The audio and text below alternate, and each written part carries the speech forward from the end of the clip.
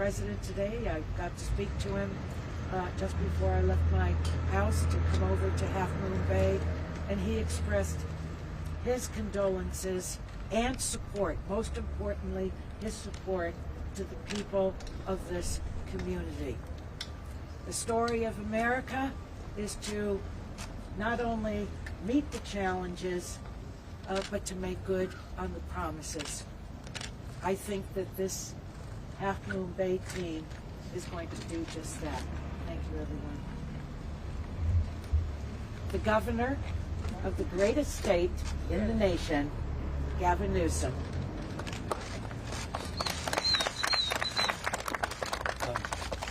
Well, Berman's right. I didn't want to be here, and I don't want to be here. I headed down. I'm processing all this in real time. I headed down 2 days ago after hearing around Monterey Park, and my first instinct was to get to my desk and open up a file. And literally out dropped the file with a bunch of these yellow cards from my talking points in San Jose, the ones at the Gilroy Garlic Festival, and then the ones literally almost 4 years ago to the day, the week, related to the Thousand Oaks shooting where 13 people were gunned down at the Borderline Bar and Grill. Literally, these are the notes. One of them. I went down to Monterey Park and was invited to 3 press conferences like this, and I said, nope, nope, nope. I watched them on my cell phone instead as I walked around the community. And I'll tell you what, I did that selfishly, because I didn't have the guts to come up and say the same things we hear again and again and again. That was covered. Sheriff Luna did a magnificent job. Local electeds did a magnificent job. We made sure of that as well. But I walked and listened, knocked on doors, just walked into businesses that were still open, and just listened to people. Remember someone rolling up, young woman, 3 young girls in the back, and can I talk to you? She starts tearing up. She introduced me to her 10-year-old daughter, 8-year-old daughter, and 3-year-old daughter, and said, can you do me a favor? And can you tell them it's going to be okay? And I said, what do you mean? She goes, well, they're supposed to be in school, but my 8-year-old said, no way. I said, how's her 10-year-old? She goes, doing remarkably. 3-year-old, she was just rolling around in the back. And the 8-year-old was so fearful because she heard the gunshots. And she knew. She actually knew they weren't firecrackers. She in and of itself is remarkable. And she didn't sleep the night before.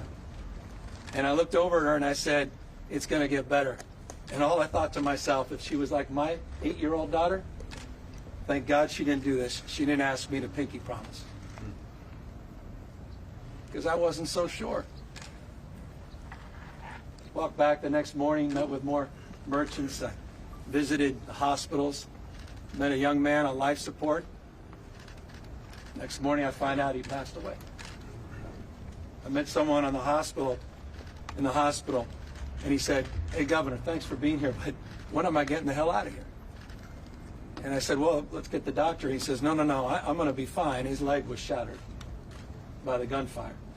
He goes, I can't afford to spend any more time here. I don't have the money. His mom arrived, Cantonese speaking. His only son arrived. And they came over to me worried he's going to lose his job in the warehouse the next day unless he can go back to work. Joaquin talks about inequality and things being exposed. That's exactly what we experienced here today. Farm workers of all stripes, Latino descent, Asian descent, Asian gunmen. 39 now of these mass shootings, and we're only at day 24 of the new year. I was looking back at these same notes, and it starts, it's right here, right up on the right corner. It says Aurora. And it goes down to Midland, Orlando, Buffalo, Poway, Parkland, San Jose, Sutherland, Sandy Hook, Boulder. And I started writing in Monterey Park. And now I got to ride in Half Moon Bay. What the hell is going on? But it was said, and it's said all the time, only in America.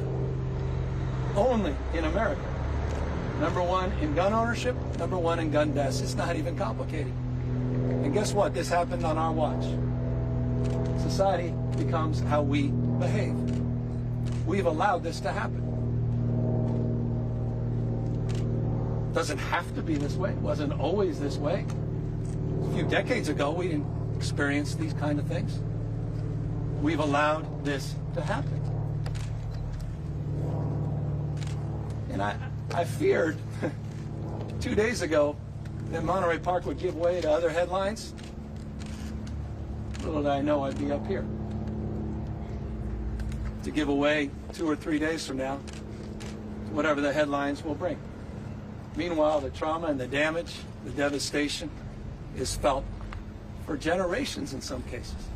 Communities being torn asunder, no one feeling safe. All those farm workers, like, can I get a job someplace else? I can't go back. And by the way, some of you should see where these folks are living, the conditions they're in.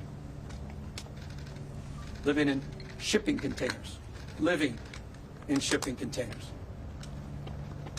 Folks getting $9 an hour. You want to verify the California minimum wage? Not $9 an hour.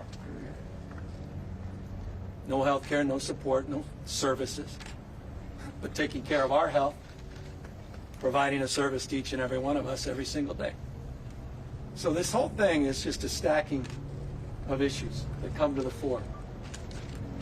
But the one common denominator are these damn guns. I got no ideological opposition to someone owning a gun responsibly. But what the hell is wrong with us that we allow these weapons of war and large capacity clips out on the streets and sidewalks? Why have we allowed this culture, this pattern to continue? What happens in every one of these cases, I watch those same evening newscasts you do. Well, we couldn't solve for this with this particular law. We can solve for a pattern. We get so consumed by an incident that we lose sight of the pattern. I'm proud of California.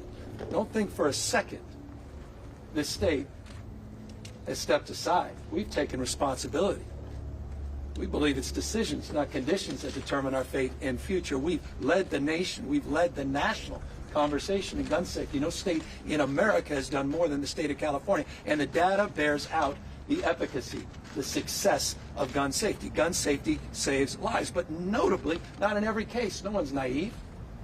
So don't point to that as proof of its failure. Quite the contrary. Gun safety saves lives. The modern gun safety movement started with a guy named Ronald Reagan.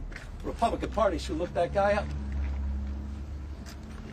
1967. Great leadership here in 1989 with the assault weapons ban, led by Senator Feinstein a few years later after another tragedy in 101 California in the 1994 assault weapons ban. That worked. That worked until it expired in 2004, and we started to see an increase in mass shootings. We've led the nation on background checks, closing loopholes. We've led the nation on red flag warnings. We led the nation on waiting periods. We led the nation across a series of gun safety measures, and the data bears it out. We've seen a 55% reduction in gun deaths when we initiated those progressive reforms from 1993 to 2017. And you look at our gun death rate, it's 37% below the national average. Gun safety works. We will not back away from that resolve. But we can't do this alone. And with all due respect, we feel like we are. And this is where, and forgive me, what the hell do I have to lose? Well, you just got to call some folks out. I'm still waiting for Kevin McCarthy, the leader of the House of Representatives, who purports to represent the people of the state of California, a proud and remarkable district in Kern County. We haven't heard one damn word from him. Not since Monterey Park, not what happened here, not one word, not one expression of prayers, condolences, nothing. And it should surprise nobody. Where's he been on gun safety reform? Where's the Republican Party been on gun safety reform? They blocked it every step of the way. One state can't do it alone. Shame on them. And shame on those that allow and perpetuate that to be rewarded politically. Shame on them. Shame on these judges that are rolling back the laws that we've established in the state of California. Shame on them. You deserve better. We deserve better. And so I'm here processing, like all of us, the absurdity, the theater, look around, of absurdity, only in America. And I'll close on this.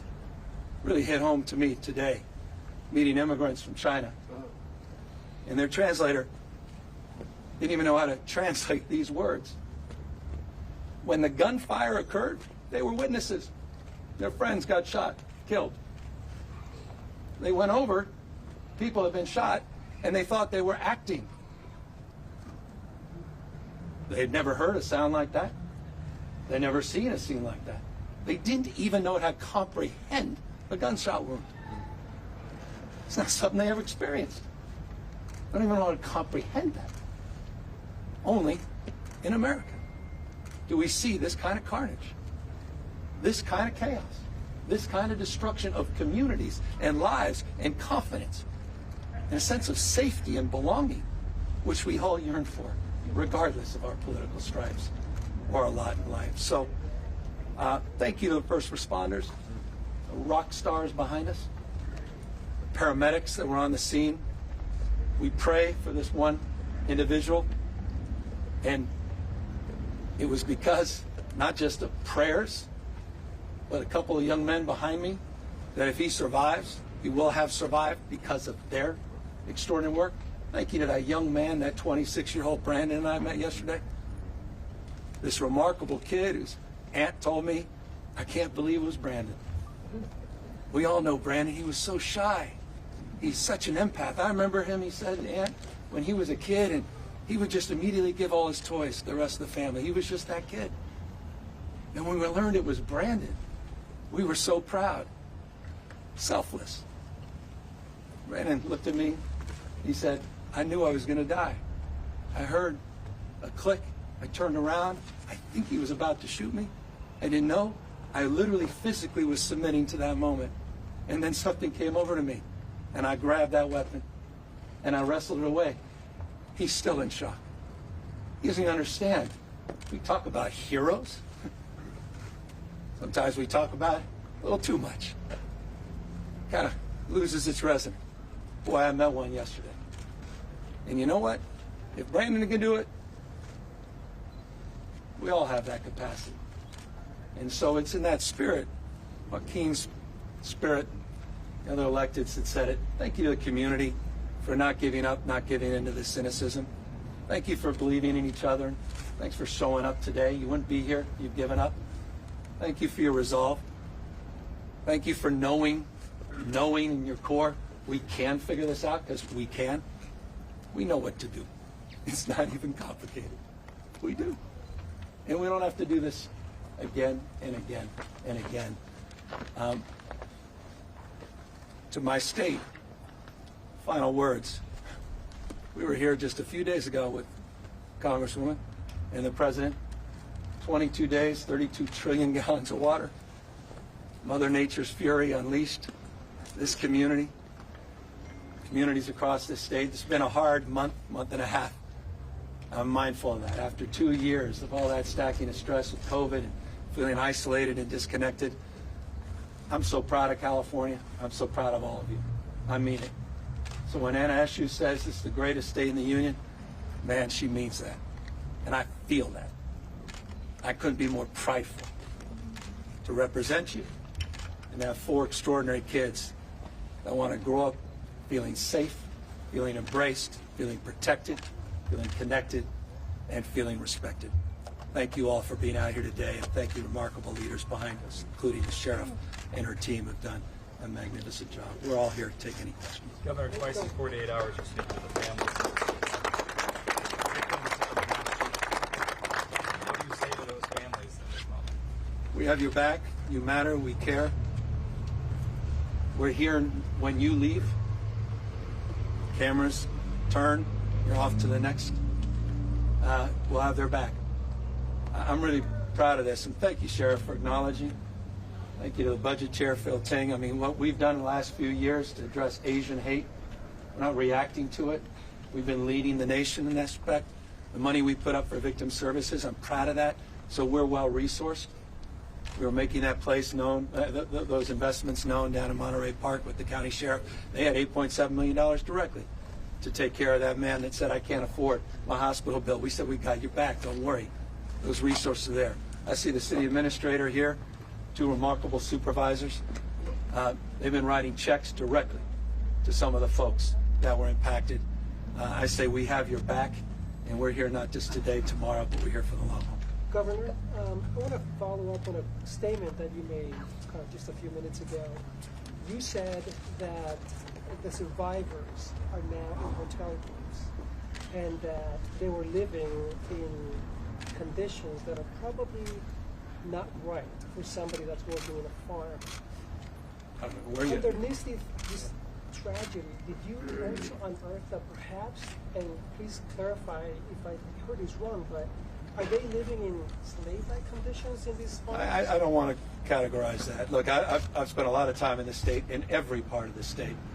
I'm not new to some of the struggles and challenges of farm workers. I just signed a car check bill for farm workers, which no other state in the country's done, and we've done more in farm worker housing. I think we just put $100 million this year in farm worker housing, and our commitment through the pandemic was second to none, regardless of your immigration status. This state's the only state in America that even provides universal health care.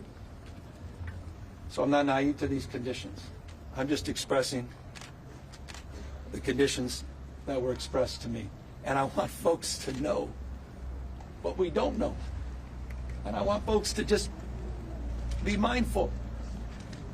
You know, when we talk about farm workers, talking about human beings, kids.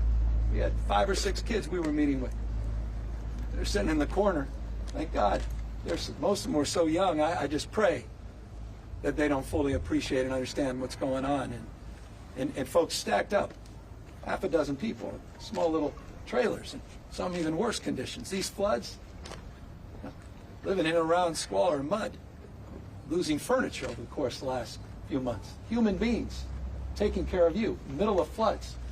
Enrique was describing folks out there picking strawberries in the middle of the floods with water rushing knee high. He's got the evidence to back that up. There every single day. And what did all the farm workers say today? We have no money tomorrow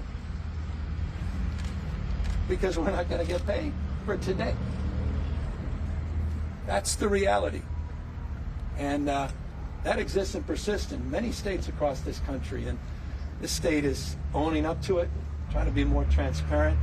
But those conditions are well established and known. Governor, California, as you mentioned, has more gun laws than any other state in the country. And given the state of Congress right now and given these federal judges in the Supreme Court that are targeting many of these laws, what realistically and feasibly do you want to see passed here in California that could strengthen these gun laws? Well, we continue to iterate. We always are self-reflected. Last year we passed another dozen gun safety laws, including a right of private action for individuals to take weapons of war off the streets and ghost guns.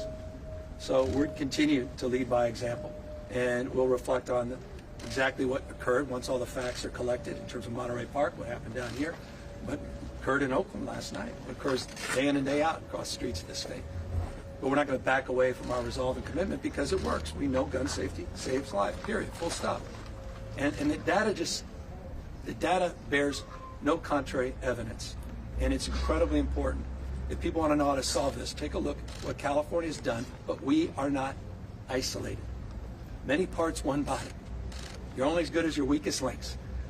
We saw that just down at the Gilroy Garlic Festival. I think it may be on the back of these damn notes, where it talked about an individual may have gotten that gun from Nevada, a border state.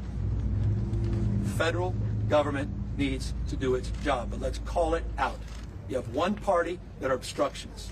You have a leader of that party from the state of California hasn't said a damn word about these mass atrocities in his home state to farm workers he purports to lay claim to care about. And if I seem passionate and intense about it, it's because I'm damn sick and tired of this stuff. I'm sick of this. I don't want to ever see this again. I don't want to see you again in this condition. I'm serious. I'm not making this up about all these damn notes. How many of these governors have you seen doing the same damn dance we're doing here today? But we're not throwing our arms up. We're taking responsibility. We're leading by example.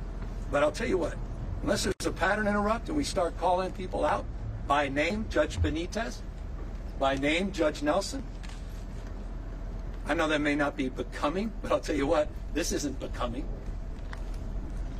I'm not interested in the status quo ante anymore. Do your damn job. You care about public safety? BS. Unless you are addressing the #1 cause of death for children last year, and that's guns. Don't lay claim you give a damn about public safety. All those people on Fox Primetime. Really? Crime's your #1 issue? You're not going to deal with the leading cause of crime, which is guns? And you still think people should have large capacity magazine clips and weapons of damn war? What frauds. Absolute frauds. Governor, what's your sense of what you... California is specifically helping or is going to help the farm workers from Eshoo and Newsom that are undocumented? What is the state of California going to do? Well, we've done it across, well, first of all, we have universal health care. Regardless of your immigration status, we have very intensive programs for farm workers that are well established, that have gotten strengthened because of our COVID protocols, including our harvest to housing programs, including the farm worker housing budget that we passed last year, the intensive services that are provided through extraordinary organizations like ALIS and others that are supported at the county level. We help support the counties in those efforts. We continue to do more as it relates to the unionization to give these workers a voice, and we signed that landmark bill last year for farm workers to organize, which may be the most potent and powerful answer to your question. So this state has a myriad of strategies and interventions, and we have a lot more work to do. Governor, the one that you question, the one that you spoke with that was very worried about his paying for the hospital bill, he obviously was not aware of universal health care. So tangibly, how do you get that message to each and every one of them? No, we have a lot of work, and we're in the process of implementing it. He wasn't aware of the victim services. Turns out he does have Medi-Cal and does have that support, but there may be some copay issues, and we'll help address that. That's the last thing someone as a victim of violence should be worried about at that moment. They should be worried about their health and their family's health, and we're going to make sure we're there for them. Governor, many of these farmer workers have no rights at their workplaces. I'm sorry? Many of these farmer workers have no rights at their workplaces. They're mistreated by the bosses, and they just don't have the courage to speak up because they don't document it or because they don't speak the same language. And they go to this type of organizations, but not all of them have access to organizations, because this is just not the only farmer workers community here in California. There are so many. So what are you going to do to ensure their safety at their workplaces? Because this could have been prevented. It may be someone that knew that person spoken out. We're going to have to do more to fund programs like ALIS. We're going to have to do more to do the kind of outreach we've been doing with community-based organizations all up and down the state of California.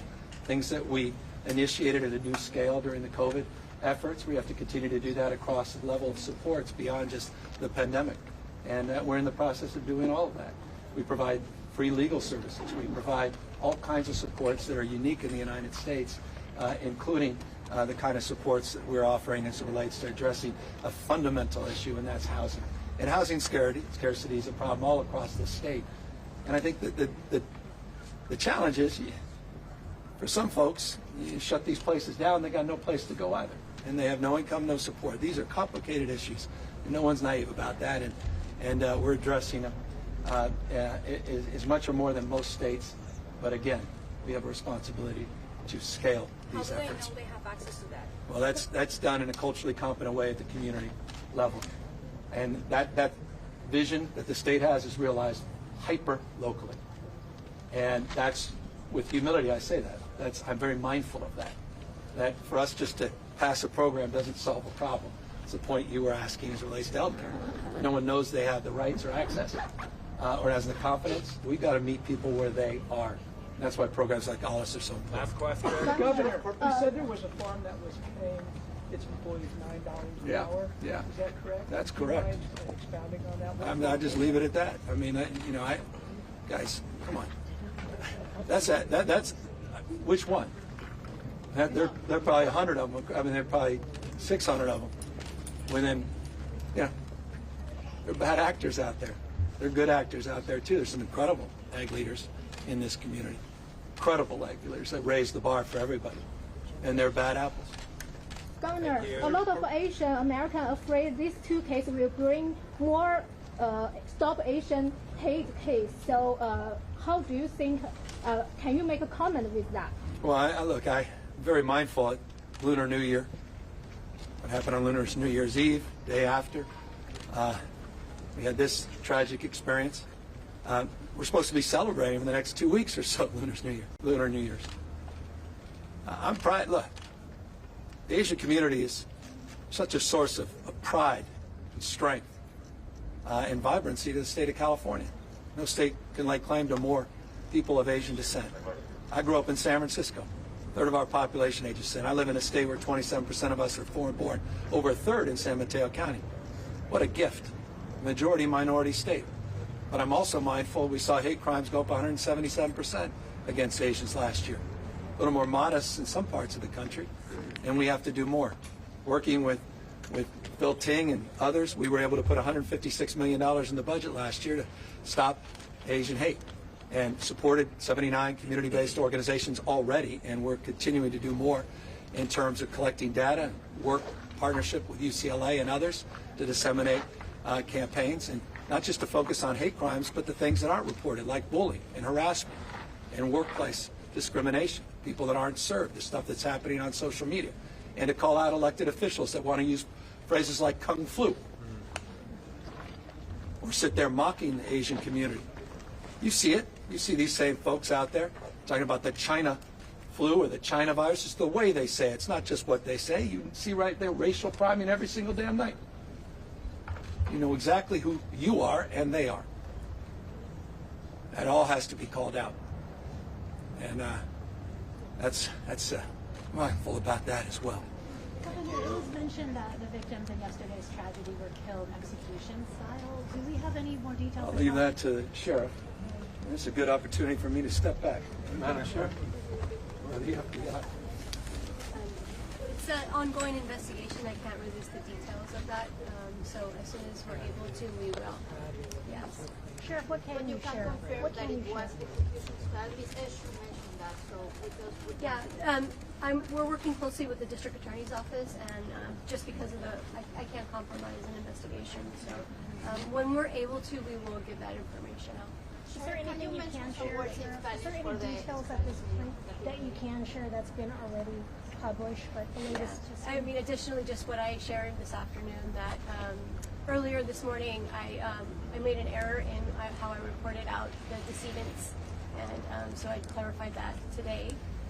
But yeah, as soon as we're able to, I know that the community wants to know more, and as soon as we're able to, we will.